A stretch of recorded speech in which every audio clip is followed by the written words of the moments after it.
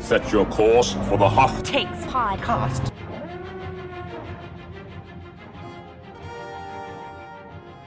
Welcome to Hoth Takes. I'm Eric Geller. And I'm Grace Seegers. And Haley Birdwilt unfortunately could not be with us in this episode, but we're looking forward to having her back very soon. In the meantime, we have a very special guest for this episode. Lily Hay Newman is a security reporter at Wired, and very apropos for the topic that we're going to be discussing this time. Lily, welcome to Hoth Takes. I'm no Haley, but I'm thrilled to be here. Well, we're thrilled to have you. And in this episode, we're going to be talking about surveillance in Star Wars. We've seen some intriguing portrayals of the Imperial surveillance state in Obi-Wan Kenobi and Andor, as well as throughout the rest of the saga, but some things just don't seem to add up, or at least they ask us to suspend our disbelief a little bit. So here we're going to try to dive into what makes sense and what maybe doesn't, and the possible explanations for that. I want to start with kind of a general question, which is when we look at the kinds of surveillance we see in Star Wars, is it realistic for the galaxy that we're witnessing here? Does the size of the Empire give us a reasonable explanation for why there are these security lapses, like the Imperial Security Bureau not realizing that Cassian is in custody on Narkina 5? And how do we compare the challenges that the Empire faces to the real-world challenges that we've seen the U.S. government face, for example, in terms of connecting the dots after terrorist attacks, which is something that the intelligence community is always trying to get better at? How does that shape how we look at the challenges that are faced by the Empire? Lily, do you want to start? Yeah, so for me, I think I find the surveillance proposition mostly compelling or believable in the Star Wars universe. But I think the reason for that is that I sort of take what the movies, the saga, I like to use that word, the saga, has signaled to us about the state of technology in the universe. I take that seriously, or sort of I am looking at it through that lens. If you, and so meaning things like the degree to which networked computers do or don't exist, seemingly a lack of a public internet, minimal or no cloud computing. If you take those things to be the state of affairs in this universe, coupled with the scale of the galaxy and all these different planets, some more inhabited than others, and at different points in development and things like that, then yeah, I think it all hangs together. But I'm an avid Hoth Takes listener, and I know you all have discussed in the past feeling kind of differently, that maybe it isn't so compelling, both in terms of the surveillance that especially the Empire is capable of, and in terms of whether that state of technology really makes sense. Like, would that really be the point that the technological evolution is at for computing in this universe? So I'm very curious to talk about all of that. But for me, I'm doing pretty well. I feel like it's compelling. So I personally have to think about this in two ways. First of all, the meta way, which I won't super get into right now, but hopefully we can talk about later, where that's when we consider, that this came out originally in the 70s and the technological advancement is contingent upon the time when it first came out. But let's throw away the meta angle and just engaging purely with the text. I kind of go back and forth on how convincing I find it. Like, droids are just so advanced and have this intelligence that amounts to personhood, essentially. But they can't figure out that there's a kid named Luke Skywalker on Tatooine, like Skywalker. So there's definitely a bit of suspension of disbelief that has to be there for me, because I can kind of explain away, the Empire is gigantic, things get more difficult as they have to stretch their reach ever longer, but also you get to the point where you think, how could the Empire sustain itself if they can't even have those things under control? But then, going back, I reconvince myself of the other side of the coin, which is that this lack of total surveillance over everything shows some of the inherent weaknesses of the Empire and of trying to control such a physically large and diverse galaxy and population. So clearly, as you can hear from me arguing with myself, I go back and forth on this a lot. Yeah, and I think, you mentioned that it actually illustrates a weakness of the Empire. It's not purely, you can look at it as a plot hole of like, well, this is just not credible that you would have all this technology, but you wouldn't be able to use it in these ways. But you can also look at it as, inevitably, when you have something this big and this complicated, certain things aren't going to work the way they do in the real world, where we don't have as much of that complexity. We have complexity, and certainly we see this breakdown in the real world because of that complexity. So you can look at it as an affirmation of one of the points of the franchise, which is something this big and this overzealous is going to have weaknesses that undermine its ability to exert control. I mean, that's part of the storytelling, is that the Empire has these weaknesses that you just have to figure out how to exploit. And I do think, Lily, you were mentioning that there are these technological limitations that are a bit hard to square with the advances, right? So we don't really know how much they have a Star Wars version of the cloud. We don't know how connected things are, right? Is it possible that Narkina 5 has a local database of prisoners that they're not sharing with the broader Empire? And, we'd sit here and say, well, that's ridiculous. I mean, that would never happen in the real world. But then you get into... I don't agree. Okay, go ahead. Go ahead. I think that's exactly what we're seeing, is that everything is local. Like, and that's the thing, Grace, that's how I view the droid thing, is like the crucial thing they're missing is like networked concepts. So if droids were like a networked intelligence, or like the Borg hive mind or something from Star Trek, then yeah, the Empire, that's it. Like, the Empire would be all-powerful. But actually, we, similar to the real world, there is no, like, total surveillance, and it costs a lot of money to do surveillance, especially on a large scale. And as a result, there are, these cracks in any scheme, and that is... as it is in the Star Wars universe, a good thing for freedom fighters, right? Like, and we see it. So, like, with the thing about the prison, I think that's exactly what we're supposed to take from it, is that all these municipalities, local law enforcement, local government, their databases are not networked with like a big empire-wide database. And if you want to combine the data, you have to do some type of like put it all on a thumb drive and take it to central services or whatever physically in order to do it. And that kind of stuff does come up, like even, in the United States, for example, things happen sometimes where, we only discover, I don't know, it could be in a good way or bad way. We only discover that, people aren't getting social services that they should be eligible for, or maybe we discover that, someone's exploiting an unemployment system or something, when two databases get networked, or get integrated that never were before, because there was like the municipal level versus the state level, or the state level versus the federal level. I feel like we see this in the US all the time, and we often talk about how that is actually a crucial privacy protection to, like, for example, with license plate data or, driver's license data.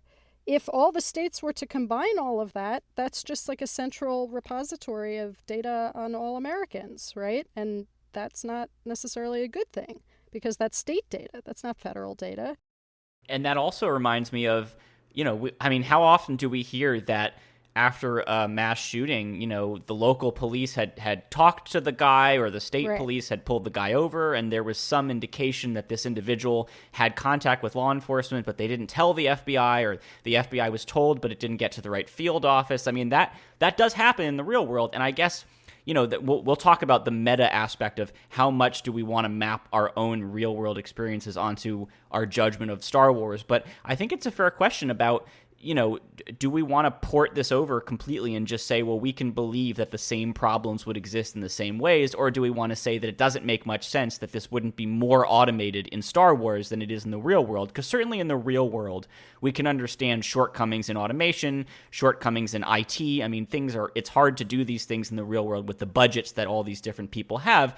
In Star Wars, we see enough technological advancement in other ways that I think it does strain credulity a little bit to say that they wouldn't have automated a lot of this already, in terms of, if you're an Imperial prison facility, you should be able to pull down prisoner records from and send prisoner records back up to a central system. Like, I think that is kind of a basic element of not even just a totalitarian state, but any large government, even a democratic one. If you're going to have law enforcement, you want to be able to make sure that information is updated everywhere, especially if you know that you're dealing with a physically large area where people in one place don't have firsthand knowledge of everybody who could wander into their territory. They're going to need to rely on records. But I want to ask about, I want to go back to that droid issue and kind of reframe it in the context of big data and the analysis that we see being done. We do see computer systems generating reports, but we don't see too much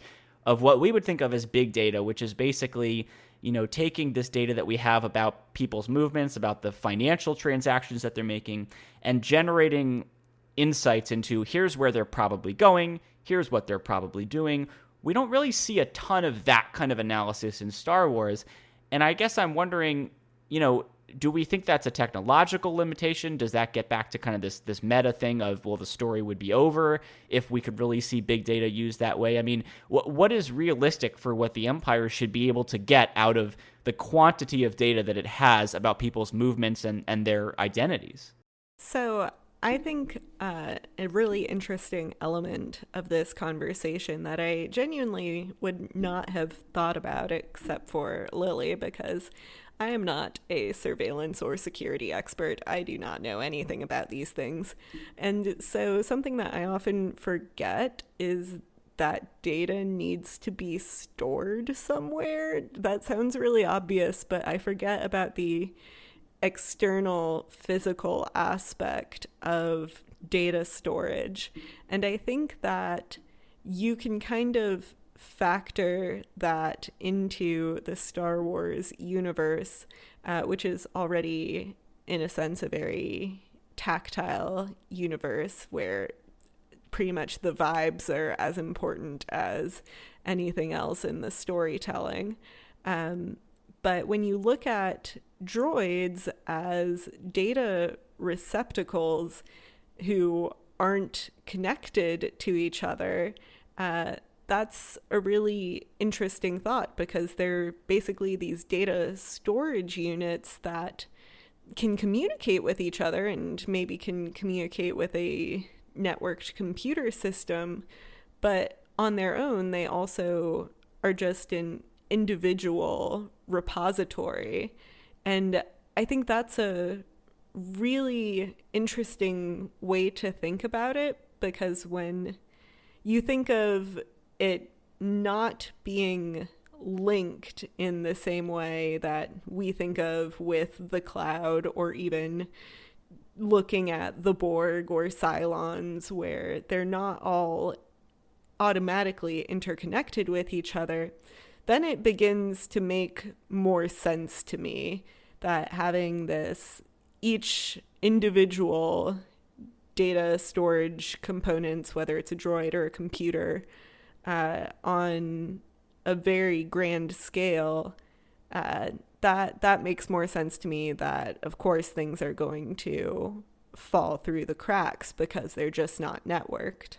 Yeah, and the big data concept is really interesting. I think I'm starting to think that droids act more as like the sort of internet bridge, like in absence of the concept of the internet, at the time that Star Wars was first made, but also just like, if we remove that and just say like that concept doesn't exist for whatever reason, droids are like just sort of your walking smartphone where it can, they can tell you, they can convert, I don't know, whatever, convert to the metric system for you, or, count credits, or do, those types of like calculations and basic things you need. We know that they can translate things, but they're also specialized. So like, I don't know, what's the thing, which droid can talk to water compressors, or, whatever it is. They all have different things that they can do and different like physical capabilities.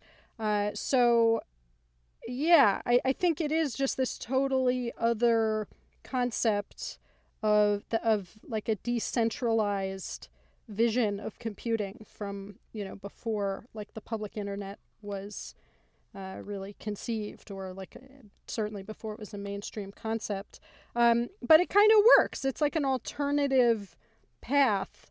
And even in, the early conceptions of the internet, that, there's the concept of decentralization, everybody running their own email server, everyone storing their own data locally, like before the concept of the cloud came into being, really, or a public cloud. You can still sort of have networking, but with decentralization. I don't know. These are all, real concepts in computing in our world. So I think that's why I'm so open to it in the Star Wars world, because it's as if they just sort of went on this other fork in the road of how computing evolved. But yes, I mean, also, right, they have like, artificial intelligence, and sentience that, has achieved like personhood. And yeah, on the other hand, like I also get what you're both saying, that the technology in other ways is so incredibly advanced that kind of hard to believe they didn't invent the internet. What's funny to me is when like there'll be scenes where two droids will be talking to each other and they'll come to some conclusion, or other characters will come to a conclusion based on the conversation that the droids are having. And it's always like a little bit funny to me to watch, because it's like you could just plug into each other and instantly arrive at the exact conclusion that you're looking for by exchanging data at like machine speed, as we call it. Like it's inefficient for you to be puzzling out the situation by having a conversation in sort of a conventional human way. You're built to be able to have much faster communication between each other digitally, and like that's your whole purpose, is to be able to move faster than people. But again, we're going to get to this, the reason is it's not fun to watch two droids just beep and hum while they're plugged into each other. You want to hear a conversation. That's why they're not just walking hard drives. They have voices and personalities. So there's that tension of like, this is better for the story because this is a fictional franchise. But if this were real, they would never exchange information this way. It would be much faster and much smarter to just plug into each other and, run the numbers or whatever. So that's kind of another thing that I always find funny, is watching those moments where it's like, well, if that technology really existed, it would never be used this way. There would be no point in having it used this way. That's super interesting. Just quickly, as you were talking, I was thinking about, like, there are some machine-to-machine interfaces, like R2, or like droids can be the co-pilot in ships, like X-Wings, right? But yeah, you're right. We don't usually, like, it's not implied that, like, when there's no, what's it called? Organic life form in the room, that droids just like plug into each other and talk at machine speed. That is not implied, I don't think. That's really interesting. I want to talk a little bit about where and when people are watching, because again, I brought up Obi-Wan and Andor earlier, and these are both shows where we know that, we have surveillance footage of Andor. We see Cyril looking at his picture. In Obi-Wan Kenobi, they post the wanted picture of Obi-Wan. So clearly, like, there is some apparatus of cameras and be on the lookout and all that kind of stuff. But there are places where the Empire doesn't watch, where you would think maybe they should be watching, and the only explanation is basically arrogance, right? And the classic example is the prison, where Cassian says they don't even think they need to listen to us because what's the worst that could happen? They've got us under their thumb, and that's their blind spot, right? And of course, he's right. That is their blind spot. But again, the Empire does understand the need to have some level of surveillance in certain places. So I guess my question is, does Star Wars do a good enough job of providing in-universe explanations for why they're watching in certain places and not others, and setting aside the real-world stuff? They have to have an in-universe explanation. How good of a job do they do at that? Grace, maybe we'll start with you. Yeah, I'm not totally convinced by the job that they do. You mentioned Obi-Wan, and that just got me thinking again about how in episode 4, they know that Princess Leia is down on Tatooine, so there is now an Imperial presence on Tatooine, and they don't have records where they could look up, hey, there's this guy named Ben Kenobi. Wow, how common his last name is Kenobi. Maybe we should look him up, because this could be the same guy that we were just looking for like 10 years ago. So that, to a degree, strains credulity, that when they are in the same sort of physical space, like they're on Tatooine, there's no real excuse for them not to notice this, except for the fact that I guess they're not looking for Kenobi. But still, if you assume that there is any sort of database that they could look into, and maybe I'm wrong to even assume that, but that, I think, that's what I always go back to, is thinking about how Obi-Wan goes by Ben Kenobi and Luke Skywalker has the last name Skywalker. And that's a very different question from Andor, which is a very sophisticated story, although, as you mentioned earlier, Eric, it does raise some of those same issues. But to the degree where I can believe or suspend my disbelief for a show like Andor, it's harder for me than looking at what's going on Tatooine, if that makes sense. Yeah. Yeah.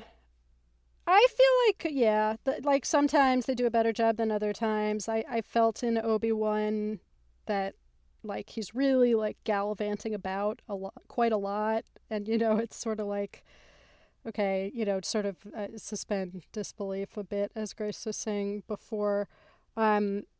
They kind of push it sometimes. Also in, I think, Eric, maybe in the notes when we were discussing this episode, you mentioned, or maybe someone else mentioned, Rebels. Like, they are just kind of like around doing shit a lot. And wait, sorry, I don't know if am I allowed to curse on Hoth takes? Sorry. We'll bleep you. It's okay. My bad. Anyway, as they're going, gallivanting about in Rebels, I don't know, but I do want to really quickly go on a tangent, which is to say, like, this universe also has a bigger problem, right, with this question, which is, for example, why doesn't Darth Vader sense that he has 2 children? And can I ask you guys to remind me of what the canon explanation is for that? Like, in the Force. I don't know that they ever really explain it, except to say that he just didn't ever think to he just thought Padme died and that was that. And so, that maybe the grief of that obscured his ability. I mean, you can hear me speculating here because I don't think that they ever actually say what the reason is. But you're right. That is something that you would think if this were all the real thing happening, he would sense them. Yeah, I think now that you're saying it, it's like the Emperor says to him, like, I think he says that, like, she and the babies died, so, like, that's what he's been told. But he should still be able to, so he's blinded by his grief and his rage, like you're saying. But, right, there is this whole other surveillance technology in this universe called the Force Right. that people don't always, and I know the Force is murky and you can't read the future and, dreams aren't necessarily prophecies and all this stuff.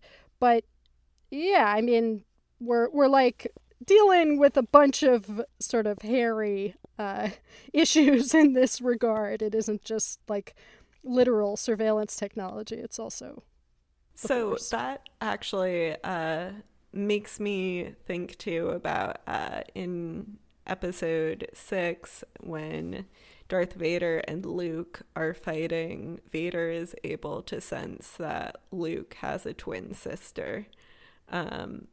So that also kind of lends credence to your line of questioning, where if he can sense that Luke has a twin sister, why is he only sensing that now? Why couldn't he sense that earlier? I kind of read that as Luke was thinking about her in that moment and they were in such close proximity. I mean, some of the Force stuff, as you said, Lily, it's not clear what the range is on the Force. Sometimes or is it like they can mind reading or just vibing? Right. Sometimes they can sense things that are happening across the galaxy. Other times things are happening where that they would sense them if they were closer to that thing because they've sensed similar things when they are close to it, but they just happen to be far away and so they don't sense it. And then, it's not clear how close you are versus how intense the person's feeling is that you're trying to sense, or if you even have to try, if you can just get hit in the head with it sometimes when you're not even actively trying to sense it, it just pops up. Yes, it's a thing that is a little bit outside of our ability to understand. Yes, another example of the story dictating things more than the science. But I know that, Lily, you also wanted to mention the Jedi Temple security cameras, and this is another example of, they are, even in that case, they have the presence of mind to put in cameras to see what's going on, and yet it sort of feels like all these Imperial facilities that our heroes are attacking or whatever, like if those places had cameras and those cameras had any kind of facial recognition, the Empire would have such a good ability to track sort of the main characters, and yet it feels like they never seem to know where these guys are or like to build a profile of like where they're going to strike next based on where they've been so far, which sort of goes back to the big data thing. But it's like, how do we make sense of where the cameras are and where they're not? Because it does not seem consistent. Yeah. Thank you, Eric, for that segue. Shout out to you, because I did just really want to mention for the listeners that this is such a pivotal plot device that after Anakin slaughters, this massacre of the younglings in the Jedi Temple, that, Yoda and Obi-Wan go and review the security footage of him doing that. And Yoda even says, I think, like, don't watch it, man. And Obi-Wan is like, I have to. Which, side note, is another example of, like, search your feelings, it to be true. Like, they, I think that's what Yoda's saying, is like, you don't really need to watch it. And he's like, I can't believe it until I watch it. But meanwhile, it's like, why, of all places, are there security cameras, in that room where the younglings were, like, I mean, right, this is like they're sort of like all hiding together, taking shelter in like one of these main rooms of the temple or something as Order 66 is being executed. Is that right? I think so. I think that might have even been like the council chamber. I forget the room that Anakin walks into. What's the room? Grace, do you remember the room where Master Skywalker, there are too many of them. I think it's the council chamber, right? I remembered it as just like a classroom. Okay. But I might be conflating. We could all be wrong and we'll get angry. We can fact check for the episode notes. But I just found it surprising that there are cameras there in this really peaceful place, but there aren't cameras in other places that would have like captured Palpatine doing sketchy stuff or whatever, because that would, obviously mess with this multi-decade like scheme he's working on. And I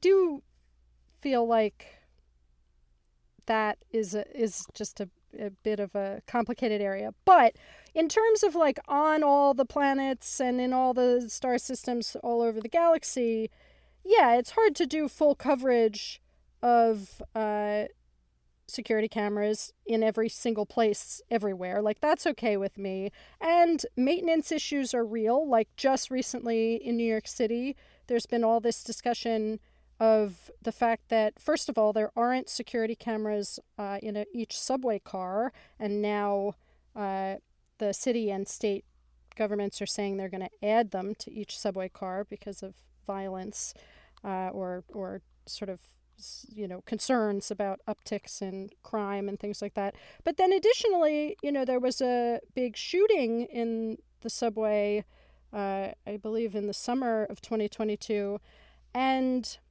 there were cameras that weren't working.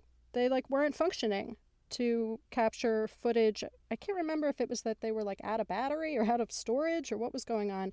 But so, I think on the scale of the whole galaxy, it's realistic that there would be these lapses and blind spots in CCTV coverage, but specifically this thing of where there are and aren't cameras on Coruscant and in the sort of political sphere, that I don't know. I feel like there's just some plot stuff at work there. Versus now I'm just imagining the Senate security technician sitting in his office late at night. Nobody's supposed to be in the Senate building, and he gets a motion sensor alert from Palpatine's office, and he just pulls it up because he wants to make sure nobody has broken in. And it's Palpatine sitting there, and he's practicing his evil laugh. He's practicing the chair spin. He thinks nobody's watching, and so he's just he's putting it all out there. And this guy is watching what am I seeing? What is going on here? Talk about a plot problem. Right, he's holding a holocron or whatever they're called. So I've come up with two dumb explanations for this, which either one is ridiculous, but so ridiculous that they just could work.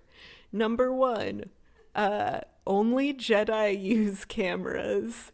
And that's why they're in the Jedi Temple and nowhere else, is because the Jedi are the only ones who are hey, this is a cool technology, maybe we should use it. And everyone else is nah. Or, maybe it's even a secret proprietary technology. We don't know. But that's my first theory. It's just a Jedi thing. My second theory is that most people don't use the security cameras. There may be security cameras, but most people don't use them or rely on them because they have droids to do everything and capture everything they feel need to be captured. So even if there are cameras, they may just not be in use because it could be considered a redundant technology. And I think both of these explanations are silly, but so is this plot hole. So you do what you gotta do. I'm gonna unfortunately have to shoot down the first one because we do see cameras in the Death Star detention block. In fact, they make a point of shooting them, which I think is one of the few times that we actually see anybody deliberately take action to foil a surveillance system like that, sort of a system that we can imagine in the real world. That's a very sort of real world action of shooting directly at a camera, as opposed to some of the more fancy Star Wars technology that we don't really have an analog for. But I will make up for it, Grace, with a third. I will give you a third theory. You can put this in your roster, which is they forgot the passwords for the surveillance system monitoring software, and they tried to find the boxes, because you know how on the box it always had the default username and password. They tried to find those. Generally, they can't find the box, and even when they can, they discover that somebody has changed the password, right? Because you don't want to use the default password. Pro tip, folks, when you get a router, change the password right away. So at some point, somebody changed the password, and they're locked out, and they can't get in. How's that? And they can't guess that it's like Wookiee1234 or whatever? No, I think this is great, Eric. Well, hopefully they're doing something smarter than Wookiee1234. Hopefully maybe it's like Wookiee1234 or maybe like exclamation point, definitely. Or they tried to spell out a Wookiee growl, and then they immediately forget how many like G's and R's and A's they use. Like that's just an impossible, like remembering how you would actually spell one of those. It's a whole headache. Actually, speaking of problems with surveillance, I want to talk a little bit about ways to defeat the surveillance state of Star Wars. We've seen a few examples already. One of them is these, I'm sorry, Grace, trigger warning for you here, because I'm going to have to bring up the mod parlor from the Book of Boba Fett. We see that there are technologies out there to change how you look. Presumably a big part of this is to defeat technological surveillance, which would be automatically recognizing you and pinging some security officer. So that exists. And we also see in The Mandalorian, was it actually in one of the Book of Boba Fett episodes? Oh, I think it was. I think it was in the one where he gets the N1 starfighter. You guys can't even talk about Book of Boba Fett. You can't even acknowledge that it existed. We can talk about it. We're just annoyed by it. We're just going to be really, really down on it. But we'll get to that, because listeners should know that Lily is very, very enamored with the Book of Boba Fett, and we are going to have you back on to talk about why you're wrong. But if I can just make my second point, which is when the Mandalorian gets his new ship, he specifically is happy about the fact that it's not an Imperial era ship with a formal registration system. It's from the Republic era. And, Lily, as you point out in our notes, that implies that there is there's a reason why he wouldn't want it to be an Imperial era ship that is presumably registered. There's probably some kind of empire-wide system for registering vehicles, or maybe, each sector has one or something. But there are ways to get around these things, as we've seen in these two examples. And I guess my question is, and actually I'll throw in a third, which is apparently everybody in the Empire has a unique identifier, whether they like it or not, that can be used to find them. Like Boba Fett shows his chain code at one point, and then that's how they found Grogu, is the Werner Herzog gives the Mandalorian Grogu's chain code to find him. That was a new thing introduced in The Mandalorian. We don't know the parameters of that and how effective that is. But I guess my question is, what do we think about the way that we see these two sides of the surveillance technology and the ways of defeating it? I mean, is facial recognition even useful in a world where you have mod parlors? Oh my gosh, there's so much here. Okay, first of all, on the mod parlor thing, I would just add that I think we also see that body modification is possible from the fact that Anakin is able to make just a new hand for himself. Mm-hmm. And that apparently artificial skin is a thing. So yeah, I mean that definitely is a technology that exists, and that would potentially be a way to defeat facial recognition technology. But there's so much else. To the question about names and Ben Kenobi, keeping the last name Skywalker, and to the point about chain codes, I feel that there's just a lot we don't know about citizen identification and authentication, paying taxes, whatever, in the Star Wars universe or in the Empire specifically. I don't feel like I have a good grasp of just because they go by those names, what is what names are registered on your identification.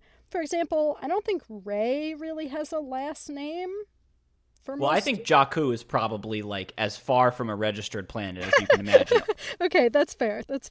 But, I just don't feel like we have a good sense. I don't think do we ever see anyone like a Jedi or a regular person or whatever flash like a badge or like a driver's license or, some type of physical authentication credential? I don't think so. I don't think so, which is funny because one of the most famous scenes in Star Wars is literally the stormtrooper asking Obi-Wan like for his identification. Like that's been memed to the end of the world, and yet we never actually figure out what was he supposed to have shown. Was it like an actual like ID card? That's a great point.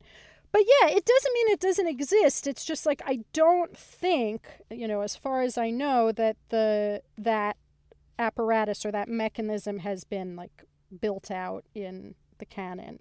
So I just think we don't know the answers to a lot of these questions of like, is it that the system is failing, or is it that there isn't a system, or, how hard is it to game the system? How hard is it to like, change your name, have a new identity, have a fake passport, like these types of things.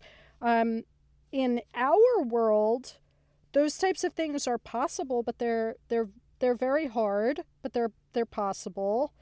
And they're pretty, like, quite possible depending on your context with resources. So, like, all those things may be true in the Star Wars universe too, or maybe not.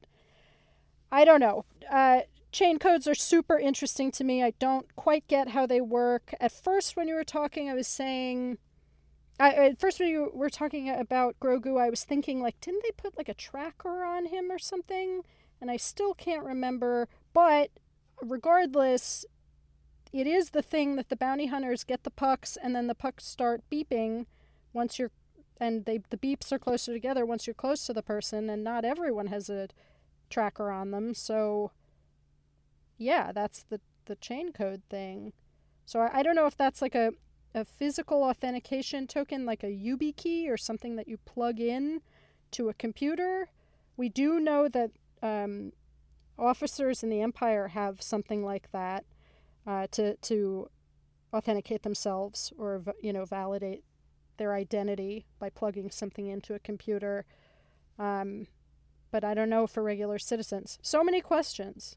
Yeah, I mean, it would make sense for a tyrannical regime to require everybody under its jurisdiction to, like, you got to get implanted with this chip. It tracks you everywhere. You can scan it and we'll see, like a dog, like we can scan it and see who you are. And yet, as we've talked about in Star Wars, it's a huge galaxy, lots of areas not formally under Imperial control, lots of places where that system just would not be able to be enforced very effectively. So yeah, I mean, and then of course in the New Republic era, when the Empire has fallen and you just have the Imperial remnant, like, they wouldn't be able to enforce that in half the places that they could before. So I don't think it's that Grogu, and also Grogu was born in the time of the Republic, or before it. I mean, yeah, there's just, like, we don't really have any sense of how that chain code is working. If it's a tracker, if it's like biometric signature that everybody has, so many questions there. I do think the mod parlor thing is interesting just because, yes, that exists in the real world to some degree, but it's expensive and it's complicated. And I guess my intuition from watching the appearance of the mod parlor in Book of Boba Fett was it's much cheaper. It's not nothing, but like more, it's accessible to more people. I mean, if it's going to happen in this out of the way place on this out of the way planet, to me, that signals this has been democratized a little bit more. It's a little bit more accessible to your average smuggler. If he wants to get away from the crime lord that he double-crossed, he can get his face changed, and suddenly no camera will pick him up and tell the crime lord. I don't know, Grace, what do you think about that push and pull of technology and counter-technology? So once we get to these deep questions that both of you are raising, it just becomes a lot harder for me to continue to consider in-universe explanations. And the best in-universe explanation that I can come up with is just that the galaxy is big and perhaps the Empire has tried different forms of getting people to register themselves or be registered, tracking people, but that may be dependent on where a planet is, or a system is, the level of control that the Empire has over that system. I think the same thing is true for the facial technology as well, especially if we continue to assume that data is siloed. So if someone changes their face and then goes to another planet, well, then no one on this new planet knows anything about them, and then they can truly disappear in a way that you may not think possible with such advanced technology, just because it's too big for everyone to keep track of. I'm not sure if I'm fully convinced by that argument. I think the farther along we go down this road, the more meta I personally have to get. But that's the best explanation in universe that I can come up with. So before we get to that, big meta question to kind of wrap us up, let's just each kind of go, briefly around and just say all these things we've talked about, do we accept the kind of reasonableness or the logic of them in universe? Does it work for us to explain some of this the way that we have by saying it's complicated, the galaxy is big, there are ways to get around it? Does it work? And I'll go first and just briefly say no. Frankly, if you just stick to an in-universe explanation, I don't buy it. It doesn't make sense that it would be so slipshod, particularly at the height of the Empire. I don't accept the argument that the galaxy is big. Yes, real-world problems exist with all these things, but this is a very powerful galactic government, full of people whose entire jobs should be to maintain systems like this, and it doesn't work for me. So that's me. Grace, do you want to add anything to what you were saying? The only thing I would say is that I just go back and forth. So having just listened to everything you said, Eric, I'm like, yeah, it doesn't work. But before you said all of that, I was thinking, I don't know, maybe it does work. Maybe I can buy it. So, frankly, I am just completely and totally on the fence, and it varies moment by moment. All right, so Grace is lost in the wilderness. She has nothing to root her to, any opinion, one way or the other. She'll just agree with whoever the last person was who spoke. Lily, Exactly. What about you? I was going to say, let's throw to Grace again after I say my thing. I'm good. I feel like, for example, it's very sort of established as a concept in multiple sci-fi universes that when a ship jumps to light speed, quote unquote, that you can't location track it anymore. That's a concept in Star Wars, but it's, it's also a concept elsewhere, which to me speaks to the idea that we feel like over long distances, it's difficult to maintain communication technology. And I think that sort of makes me feel like everything else we're talking about is sort of explainable or is ideologically consistent within the universe, because the Empire is like, sorry, I'm not going to curse this time, but the Empire is not great at a lot of stuff. Like, stormtroopers are not very effective soldiers. They run the wrong way or just fall over a lot of the time. Like, there's a lot of problems going on, So, also, why'd you build your whole thing with, like, this really obvious single point of failure in the, your big weapon that you spent all this money on, and then you, like, build it again, and it kind of has the same exact problem again? I feel like all of this is consistent in universe. Grace, did she convince you? Well, no, unfortunately, because now I'm just back to the meta-ness of it all, where the best explanation I have is why are stormtroopers such bad shots, and why is there such an obvious flaw in the Death Star? Well, there are many, many explanations in universe. But the easiest and truest explanation is because that's what the story required. And similarly with technology, we can think about in-universe explanations all day, and I've certainly had fun doing so for the past 45 minutes. But it's much like Star Trek. This was something that came out originally in the 70s, and it's had to adapt over the decades, but to an extent, you can't really change that much because it does have to be relatively consistent. So if all of a sudden Star Wars did have this crazy bananas surveillance state, even greater than we saw in Andor, it just would strain credulity in terms of just fitting within the narrative.